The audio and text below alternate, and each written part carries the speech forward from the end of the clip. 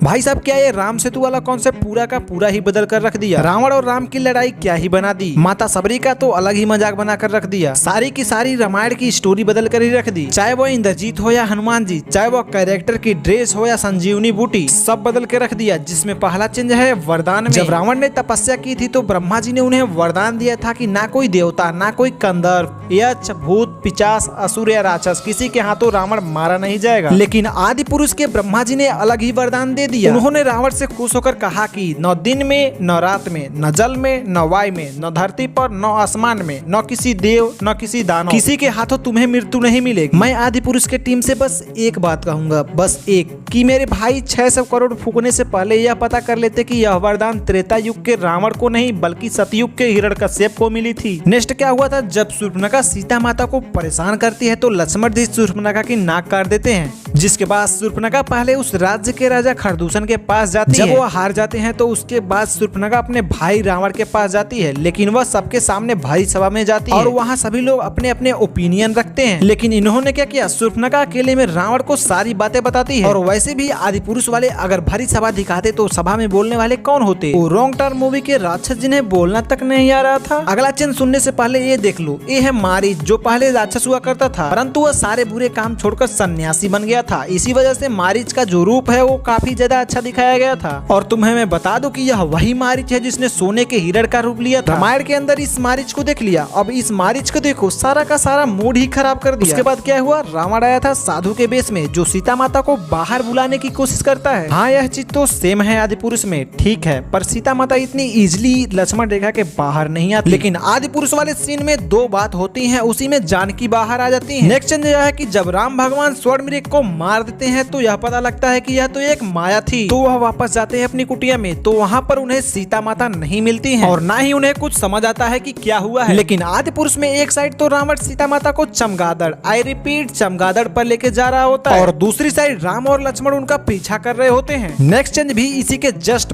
बाद में ही है। जब लंकेश जानकी माता को लेकर जा रहे होते हैं अपने पुष्पक विमान में तो उनका पीछा जटायु करता है, लेकिन रावण उनका पर काट देता है। जिसके बाद वह जमीन पर पड़े पड़े राम राम पुकार रहे होते हैं। वहीं राम भगवान और लक्ष्मण जी सीता माता को ढूंढते हुए जटायु के पास पहुंच जाते हैं। तो जटायु उन्हें बताते हैं कि सीता माता को कौन लेकर गया है और किधर लेकर गया है। और वहीं जैसा मैंने बताया कि राम जी और लक्ष्मण जी पहले रावण का पीछा कर रहे होते हैं, तो जटायु उन्हें पहले ही मरे हुए मिले थे, मतलब अपने आप ही पता था कि कौन है कहाँ गया है। नेक्स्ट चेंज पर तो मुझे गुस्सा ही आ गया। हुआ क्या था, जब राम जी और लक्ष्मण जी सीता माता को ढूंढ रहे होते हैं हर जगह, तो एक जगह माता सबरी फूलों का मार्ग सजा रही होती है अपने प्रभु श्री राम के लिए कि वो आएंगे। ये कार्य वह हर दिन किया करती थी और किसी साधु तक को उस फूल पे नहीं जाने दिया करती थी। जिसके बाद फाइनली श्री राम और लक्ष्मण सबरी से मिलते हैं तो इतना प्यारा मीटर होता है कि वह सीन आपके रोंगटे खड़े कर दे, इमोशनल कर दे। पर इन बड़ी कोठी बंगलों वालों ने बिना कोई रिसर्च करे इस सीन की रेड मार कर रख दी। इन्होंने दिखाया माता सबरी खुद चलकर राम और लक्ष्मण के पास आती हैं और लक्ष्मण उन पर तीर दिखाकर कहते हैं कि परिचय दो या फिर मरने के लिए तैयार हो जाओ।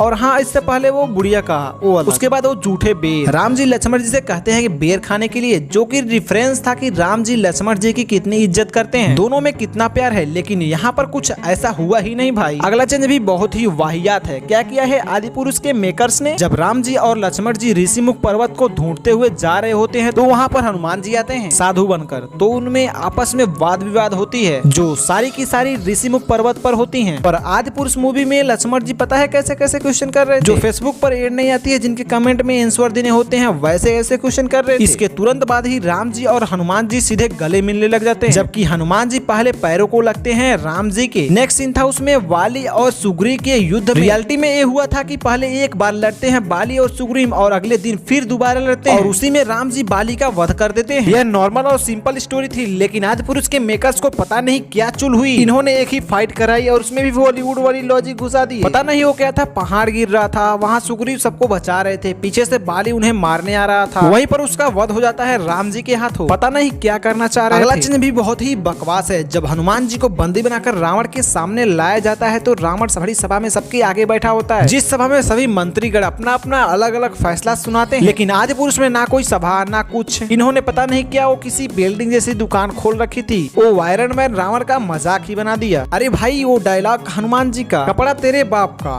तेल तेरे बाप का, आग भी तेरे बाप की, तो जलेगी भी ना तेरे बाप की। I mean, क्या फूक के स्क्रिप्ट लिखी थी भाई तुमने। अगले चेंज में तो मैं यह कहना चाहूंगा कि उसमें तो कोई चेंजेस भी नहीं होने चाहिए थे भाई। राम सेतु एक ऐसा सेंसिटिव टॉपिक है जिसे जैसा है वैसा ही दिखाओ। जब राम भगवान ब्रह्मास्त्र चलाने वाले होते हैं समुद्र पर, तो समुद्र देव प्रकट होकर माफी मांगते हैं कि वो अपने पूजा में विलीन थे। फिर उनसे राम भगवान पूछते हैं कि समुद्र को पार कैसे करें, तो वह बताते हैं कि नल और नील नाम के दो भाई हैं जिन्हें श्राप मिला है कि वो जो भी चीज समुद्र में डालेंगे वो डूबेगी नहीं। इसके अलावा श्री राम कहते हैं कि उनका ब्रह्मास्त्र जब एक बार धनुष पर चढ़ जाए तो वो वापस नहीं रख सकते, तो समुद्र देव उन्हें तीर उत्तर दिशा में चलाने के लिए कह देते हैं। फिर राम जी की सेना पत्थर लाती है। हनुमान जी राम जी के मुंह में हर पत्थर पर श्री राम लिख देते हैं और वो पत्थर नल और नील के द्वारा समुद्र में फेंके जाते हैं, जिससे राम सेतु बनता है। लेकिन आदि पुरुष में क्या हुआ, राम जी ने ब्रह्मास्त्र चढ़ाया, समुद्र देव आए, उन्होंने कहा आप अपनी सेना से कहिए आपका नाम लेकर मुझ में पत्थर फेंके, मैं डूबने नहीं दूंगा, बस खत्म। और वो जो ब्रह्मास्त्र चढ़ाया था वो भी वापस रख लिया। भाई यार 600 करोड़ का गांजा फूका था कि आदि पुरुष मूवी वालों ने राम सेतु की इतनी प्यारी हिस्ट्री को ही बदल कर रख दिया। क्या इम्पैक्ट पड़ेगा अपने आने वाली जनरेशन पर, कभी सोचा है। अगला चिन्ह तब है जब विभीषण पहली बार राम जी से मिलने आते हैं, तो वह अपने साथ कुछ मंत्रीगण भी लाते हैं और बड़ी इज्जत के साथ आते हैं। लेकिन मूवी में विभीषण ऐसा लग रहा था जैसे कोई चोरी करके भाग रहा हो, और साथ में देखो अपनी बीबी को भी लेकर आया, जबकि त्रेता युग में लेडीज को ऐसे आना वर्जित था। और ऊपर से विभीषण और उसकी बीबी बात भी कैसे कर रहे थे, रावण का सिंहासन लेने की, जैसे अनुपमा में बरखा भाभी अनुज की प्रॉपर्टी ले रही हो, मतलब हद है यार। अगला चिन्ह तब है जब एक फ्लैशबैक आता है श्री राम का, जिसमें वो अपने पिता दशरथ से बातें कर रहे होते हैं। उस जगह क्या किया है इन्होंने, भाई राम जी को ज्यूस बनाकर रख दिया। भाई वो सनातनी थे ना कि किसी आश्रम के कथावाचक, थोड़ा सा ड्रेसिंग सेंस तो रख लेते, थोड़ा तो कैरेक्टर का डिजाइन कर लेते। 600 करोड़ में ये भी नहीं हो पाया तुम लोगों से। और हाँ, वो क्या सीन था सीता माता को रणभूमि में दिखाने वाला, मतलब कुछ भी दिखा रहे हो, कितना भद्दा मजाक था वो भाई, उसे देखकर कितना अजीब लग रहा था। अगला चिन्ह तो क्या ही डिजास्टर था भाई, पूछो ही मत। जब हनुमान जी संजीवनी लेने जाते हैं तो जैसे तैसे संजीवनी के पहाड़ तक पहुंचते हैं, तो वह वहां जाकर थोड़े से कंफ्यूज हो जाते हैं कि उनमें से कौन सी संजीवनी बूटी है, क्योंकि सारी की सारी एक जैसी ही दिख रही थी और ऊपर से समय भी बहुत ही कम था, जिस वजह से वह पूरा का पूरा पहाड़ ही लेकर चले जाते हैं। पर बीच रास्ते में श्री राम के भाई कोई मायावी राक्षस समझकर उन्हें तीर मार देते हैं, पर एट द एंड जैसे तैसे वो पहुंच ही जाते हैं, जिसके बाद लक्ष्मण जी ठीक हो जाते हैं। तो जो वो वैद्य होते हैं वो हनुमान जी से कहते हैं इस पहाड़ को वापस रख के आना होगा, क्योंकि भविष्य में किसी को भी संजीवनी की जरूरत पड़ सकती है। पर मेरे भाई आदि पुरुष वालों ने देखो क्या किया, हनुमान जी गए बड़े आराम से, संजीवनी की पहचान कर ली और बोले मन में ही संजीवनी की जरूरत तो सबको पड़ेगी, और पूरा पहाड़ लेकर वापस आ गए। जिसके बाद संजीवनी लक्ष्मण को लगा ही लगा, पूरी सेना तक के लिए स्टोर कर ली गई भाई, और वो पहाड़ वहीं के वहीं छोड़ दिया गया, उसे वापस ही नहीं रख के आए। अगला चिन्ह है उस छपरी फ्लैश का जिसे इंद्रजीत बना दिया गया। तो रियलिटी में यह हुआ था कि इंद्रजीत को वरदान मिला हुआ था कि जब भी वह अपनी कुलदेवी निकुम्बिला का तांत्रिक यज्ञ करेगा तो उसे एक दिव्य रथ प्राप्त होगा, जिसके घोड़े मन की स्पीड से चलेंगे। जब भी वह उस रथ पे होगा ना उसे कोई हरा पाएगा ना उसे कोई मार पाएगा। तो यह बात भी विभीषण ने राम जी और लक्ष्मण जी को बता दी थी। जिसके बाद इंद्रजीत जब यज्ञ करता है तो वह यज्ञ सफल नहीं होने देते हैं, जिसके बाद लक्ष्मण जी उसका वध कर देते हैं। लेकिन पता है आदि पुरुष में क्या बताया है, जब भी इंद्रजीत उस स्विमिंग पूल में होगा येलो कलर वाले में, तो उसकी शक्तियां काम नहीं करेंगी, जिस वजह से लक्ष्मण जी उसे पानी में ले जाकर उसे अंदर ही मार देते हैं। अगला चीज वो था जो पुष्पक विमान था ना चमगादड़ जैसा, उसके और हनुमान जी में फाइट होती है। मतलब एक चीज सोचकर देखो मूवी के मेकर्स ने कैसे सोचा होगा कि अगला सीन यह होगा, हनुमान जी वर्सेस पुष्पक विमान, और हाँ लास्ट में एक और दूसरा पुष्पक विमान दिखाया था। क्या ही लॉजिक लगाए भाई, ये सब बेकार तो था ही था। कम से कम राम जी और रावण की लड़ाई तो सही दिखा देते। जब श्री राम जी रावण को हरा नहीं पाते हैं तो विभीषण ने बताया कि इसकी नाभि में अमृत है, जिसके बाद राम जी ने रावण के नाभि में ब्रह्मास्त्र चलाकर उसका सारा अमृत सुखा दिया था, और रावण मरते मरते श्री राम बोल कर गया था। लेकिन यहाँ तो अलग ही सीन हुआ, राम जी ने अपने आप ही सोच लिया कि रावण के पेट में तीर मार दो, और रावण हंसते हंसते मरा था। वीडियो थोड़ी लेट बनी है क्योंकि मैं आदि पुरुष मूवी वालों की तरह हगना नहीं चाह रहा था। रिसर्च करने में, टॉपिक को समझने में, मूवी को बार बार देखने में टाइम लगा था। यह सब करके रिकॉर्ड भी किया और फाइनली एडिट भी किया फोन पर। तो भाई